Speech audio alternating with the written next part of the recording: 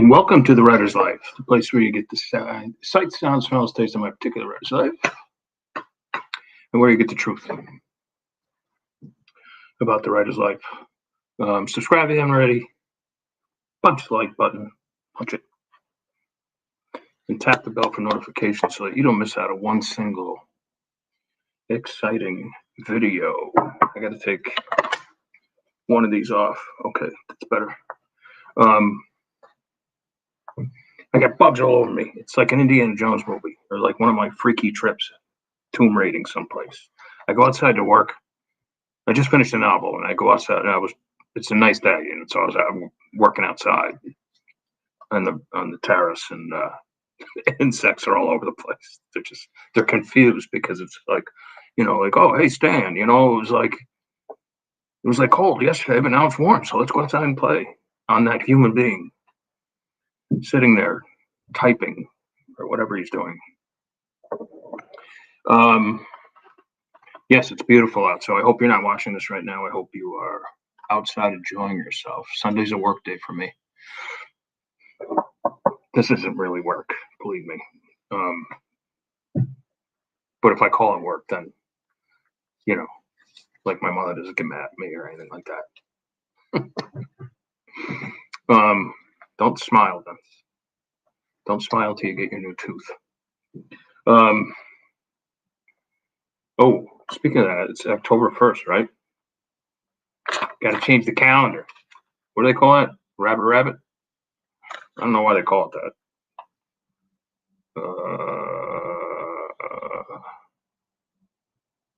So Tuesday, my guest will be Troy, Silence of the Lamberts. He's been on before, but it was before I had this restream thing, so it's going to be a much better production. He is a wealth of knowledge when it comes to the writer's life, so don't miss that. It'll be 3 p.m. Tuesday, Eastern Standard Time, October 3rd. I gotta switch that up in my book. Switch it up while you're watching. All right.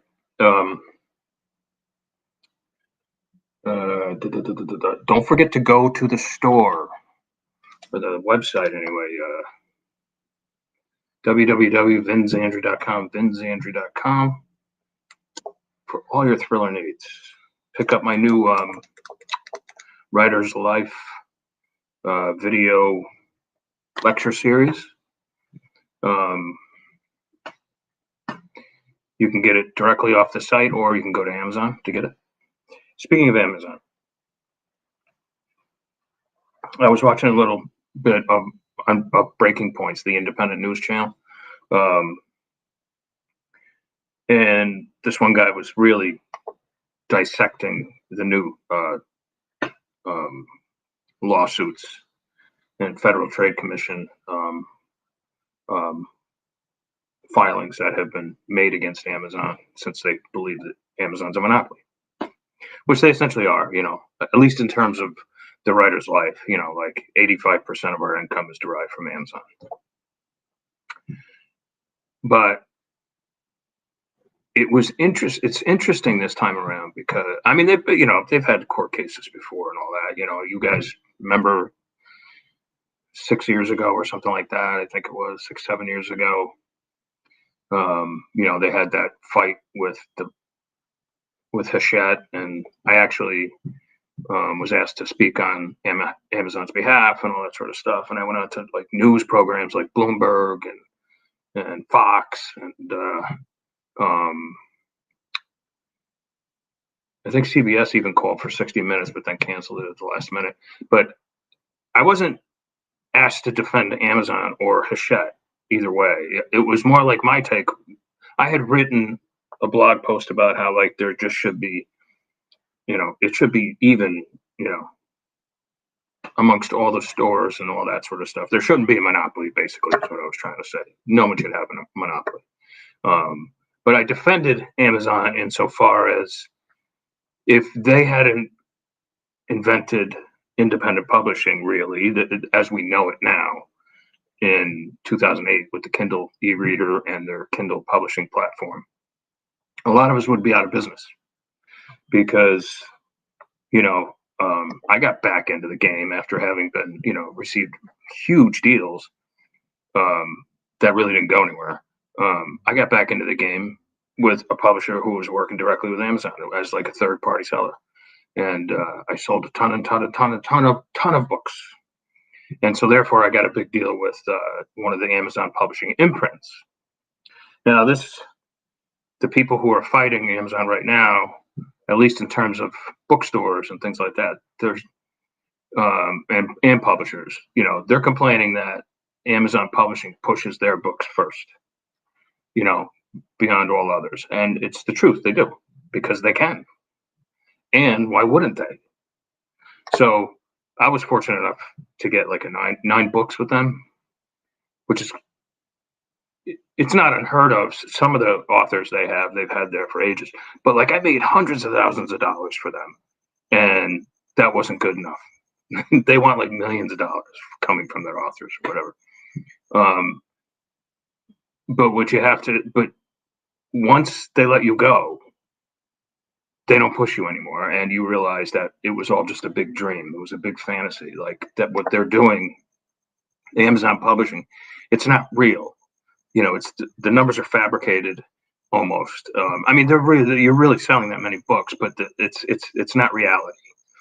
And once you go back to publishing with another publisher, or if you're going to be independent or a little bit of both, like me, your sales are going to normalize, and you're not going to sell as many books as you did with an Amazon publishing imprint. So there's that aspect of this whole thing.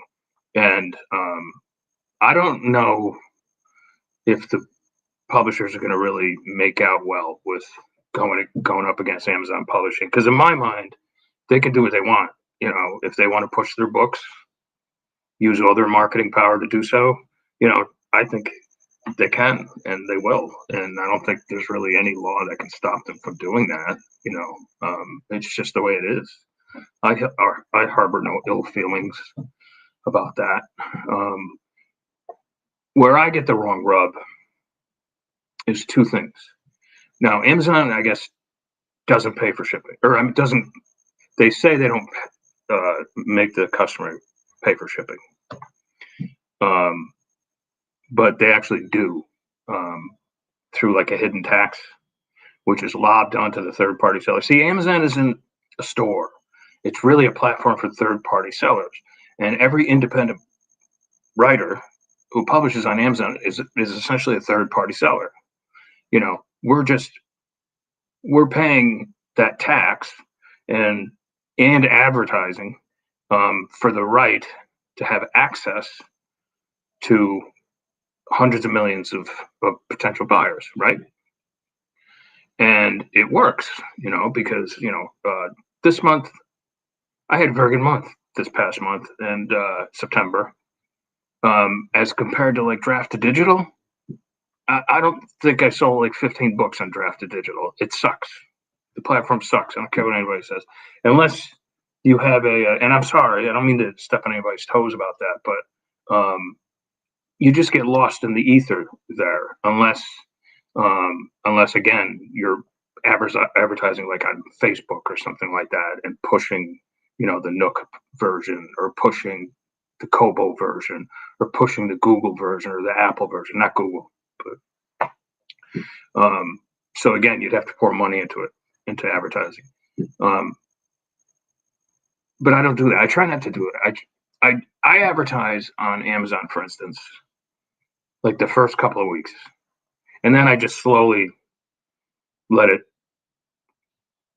dissipate, and I let the budgets run out, and I just, maybe I'll do a bargain booksy. When I have enough cash in the bank, I'll do a book bub. These promos work well. Do you make money on them? I don't think so, but at least the hope is that you make money, like in the long run with them. Like maybe someone will pick up your book for cheap and then read the next one in the series, and the next one, and the next one. They call that the long tail. No pun intended. So, but the Federal Trade Commission on and I don't know whatever it is. They're concerned about this advertising program, and they see it as pay to play. And I think they're going to come down on Amazon for two things. They're going to come down on them for the advertising, for making the third-party sellers pay for advertising for prominent positions, so that they're seen. And Amazon's already gotten into trouble for this once before, but they put it into their contract, say you're not allowed to sell a product, say off your website, for less than it is being sold for on Amazon. And I think around 2019, they finally gave in and said, all right, you can do that. But what was recently found out was that Amazon was fudging the algorithm for every third-party seller who sells something for less on their website, so that you're not going to be prominently seen on the Amazon site. Does that make sense? So, like, I have a couple things that are like less on my website, and so now I'm like, I'm gonna have to go back. I'm gonna have to go in there and change the price so that they're the same. What can I do? You can't fight City Hall, and believe me, Amazon is one major league City Hall. Do I think the feds are going to win against this? And I don't know. I don't know what the future holds for authors who are we're all basically married to Amazon. I don't know what the future holds. All I do know is I wish things, platforms like Drafted Digital would pick up their game a little bit. Maybe they will, and I hope so that there's more of an even playing field. And I do think it's important that we steer many of our customers to our websites so that they can buy direct. I've been offering it up, and I've had a few sales, but nothing to write home about. Again, everybody's just so used to going to Amazon. That's just, they belong to Prime, and it's just, it's just worth it for them to just belong to Amazon. They have their credit card all set up in there, and they just click on Amazon, and you can buy a blender, you can buy one of Vince's books, and you can watch a movie, without going anywhere else. So, and you can buy groceries and stuff like that, I guess. But can you still? They still own Whole Foods? I don't know. Haven't heard about that in a while. But in any case, that's what's happening. I don't know if this was my explanation of this whole thing made any sense, but that's what's happening. We'll see where it all lands in the long run. I think it's going to take years, personally, a couple 3 years. This will be in the courts. And probably, Amazon's got such deep pockets that they'll, but then they're fighting the Fed. So the Fed's got deep, who has more deep pockets than the Fed, right? Just that, Uncle Joe will print more money. No, I think Uncle Joe's going to be gone pretty soon. And Style and Gavin's going to take over. But I'll save that for another time. Maybe Troy and I will talk about that on Tuesday. All right. So that's all I got. It's Sunday. I hope you're outside enjoying yourself. You can watch this later when you're in bed or whatever, and before you read one of my books. All right. I will talk to you guys probably not tomorrow. I got to take my mother to BJ's. That's always an adventure. That is more of a harrowing adventure than tomb raiding in Egypt. No, I'm just joking. We have fun, actually. All right. I will check you guys in with you guys on Tuesday with Troy Lambert as my special guest.